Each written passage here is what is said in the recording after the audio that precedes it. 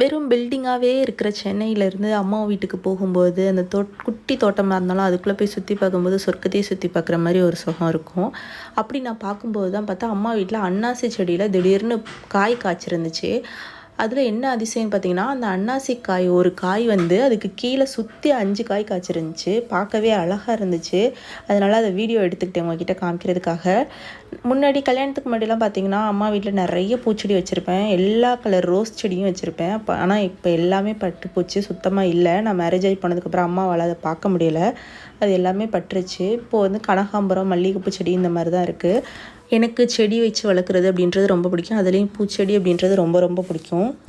கனகாம்பரம் எவ்வளோ பூத்துருக்கு பாருங்கள். இது எல்லோ கலர். அதுக்கப்புறம் வந்து மினி கனகாம்பரம் பிங்க் கலரில் இருக்கும் இல்லையா, அந்த பூச்செடியும் இருக்குது. அதுக்கப்புறம் ஆரஞ்சு கலர் கனகாம்பரம் இருக்குது. எல்லாத்தையும் பறித்து கட்ட ஆரம்பிச்சிட்டேன். அம்மா வீட்டில் இருக்கும்போது நான் நிறைய செடி வச்சுன்னு சொன்னேன் இல்லையா, அதில் வந்து ஒவ்வொரு தடவை பூக்கும்போது நான் எல்லாத்தையுமே ஃபோட்டோ எடுத்து வைப்பேன். அதை நான் உங்களுக்கு நெக்ஸ்ட் வீடியோவில் போடுறேன் என்னென்ன ரோஸ் இருந்துச்சு அப்படின்னு சொல்லிட்டு.